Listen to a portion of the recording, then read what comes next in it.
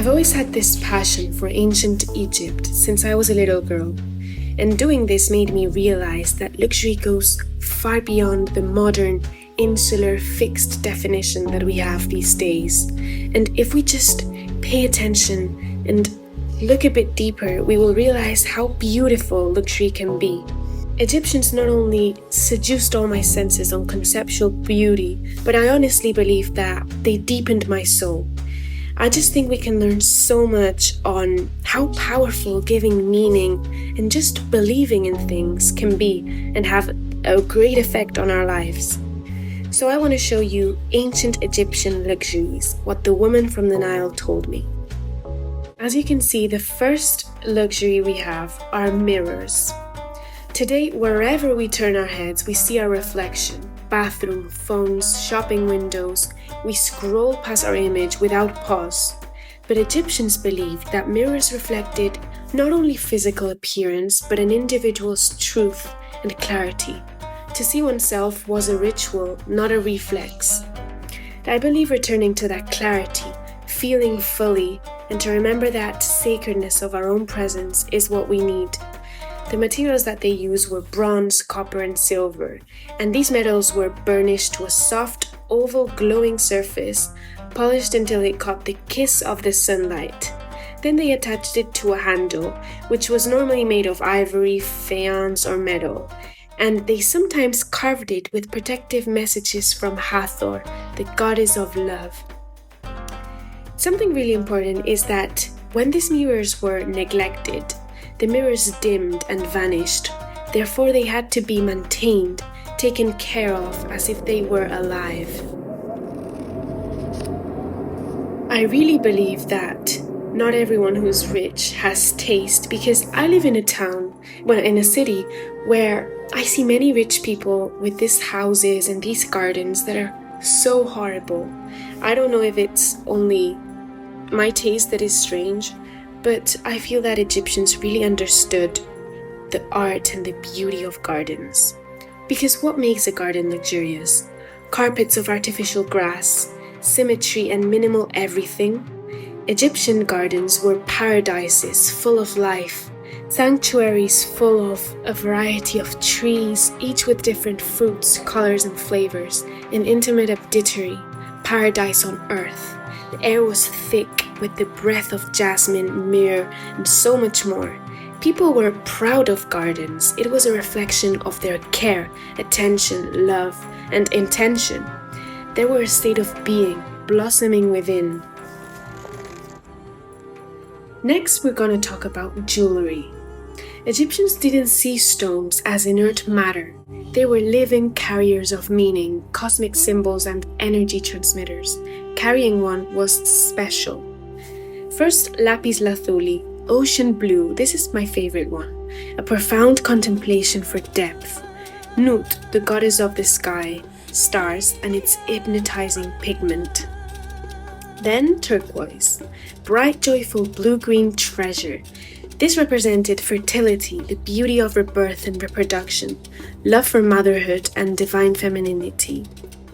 Malachite is also very beautiful. It's born within the earth's secret chambers, the very womb of Mother Nature, the embodiment of lush vegetation, eternal growth, and resurrection. Malachite protected you from illnesses and healed with its green veins. Next, we have amethyst, the deep purple voice of a wise Egyptian woman endowed with sagacity and passion. Knowledge and protection resides in the stomach of this mountain. The last one is carnelian. This one comes from Arabian Peninsula's mines of the desolate desert. Vitality and effervescence. Flames, pure blood forged in one mineral. Imagine taking your most precious fiber and offering it to the dead. Egyptians used linen to wrap the bodies of the deceased as a way to preserve them and to prepare them for their afterlife. And I think this is so revealing and beautiful that luxury is not only for life, but also for death. And we can see this in many other things that we'll talk about later.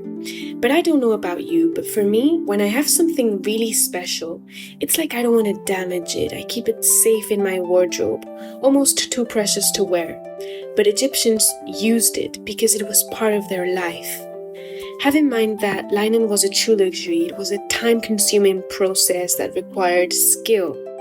These plant fibers were like fine sunbeams of pure light, braided together. I also find incredibly curious the fact that today and in other cultures we see animal wool such as vicuña, cashmere as the ultimate luxury, whereas for ancient Egyptians, animal-derived fabrics were considered impure. This little insect rolls dung balls just as the sun rolls across the sky every day. Such analogy of perseverance was noticed by Egyptian beholders, seeking beauty in every corner of life. Pharaohs were buried with it, often inscribed with names or messages on the back. Shabits were tiny figurines made of faience, wood, stone, or clay. They were created by hand, patiently modeled facial features, bodies, and sometimes glazing them. These human sculptures were really the ultimate luxury because they believed the afterlife involved physical labor, such as harvesting, planting. Therefore, Shabits were going to be the ones to carry out these tasks.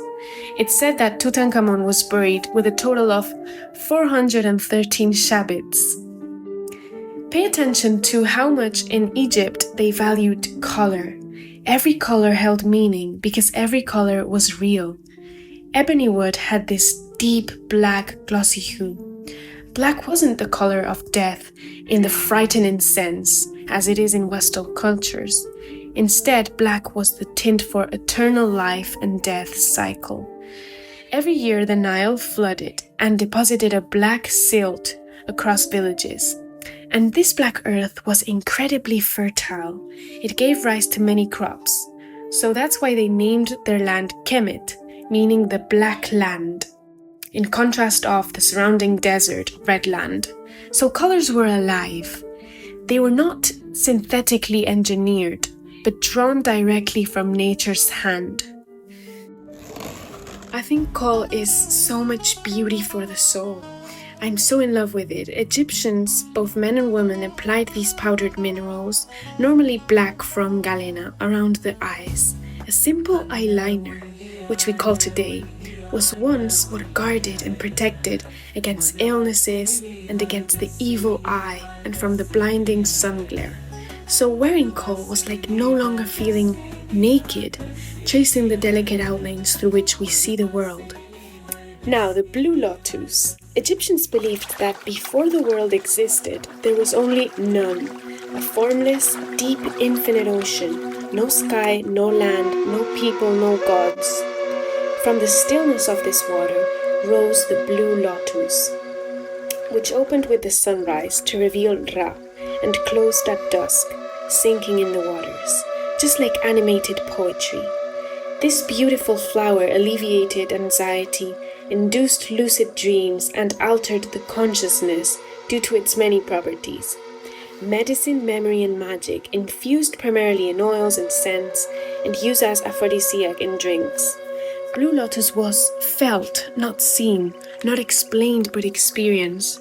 However, it has largely vanished due to its pollution, loss of ecosystems, and pesticides. They are dying, and so are our souls. Many spices were imported from faraway lands like India, Nubia, and Arabia. Frankincense, cinnamon, coriander, anise, fenugreek. They were burned as incense or mixed into oils to purify temples, perfume the dead for eternity, remedies for respiratory issues, and sensual rituals to scent the body of both men and women. Oils like castor, moringa, sesame were also used to anoint the body before rituals, before prayers and offerings. So overall, it was intimacy with oneself, to be bathed in self-love, not a product but a purposeful experience. Something that fascinated me are these perfume cones. They were made from scented wax and fats, and they were placed on top of the head. designed to melt slowly, releasing its unique odor down the skin throughout the day. This wasn't for decoration. They believed pleasant smells pleased the gods, and it was a way of showing honor. Items like perfume, oil were not stored anywhere. Something special had to be in something special. Stone vessels were made from different stones like alabaster, basalt, limestone, or granite, and they acted like a strong guardian. Egyptians believed in the power of preservation and caring for that which cared for them. Glass is also a very interesting one. I believe the ubiquity of glass has blinded us from its art. Glass in ancient Egypt was like holding a newborn, perfectly clayed and modeled with patience, attention, and love. Human hand is the meaning here. It really requires skill and time. Now, gold. Gold is a shiny metal, but for Egyptians it was the flesh of the gods, sun-made solid, eternal, just like the presence of Ra. Luxury was never defined by what one could touch or what would cost more, but by what meant more. Before we look at other essential ideas, I want to show you some more luxuries. Art and poetry, education and knowledge, family, children, time and rituals, honor and remembrance, peace, beauty, being buried properly, music, dance, and laughter. But above all, Maat. She was the goddess and the principle of cosmic order, moral truth, and balance. To live in alignment with her was the highest virtue. In death, the heart of the deceased was weighed against her feather. If the heart was lighter, this meant the soul was deemed pure and therefore worthy of afterlife. However, if heavier, it was devoured, ending the soul's existence. Some people view luxury as evil. I think this is truly a mistake. Luxury is not evil, it's what you do with it, how you see it, and the choices you make. Values are always going to be the answer, because we as humans have the choice. Greed, avarice, and poor values are not luxurious people.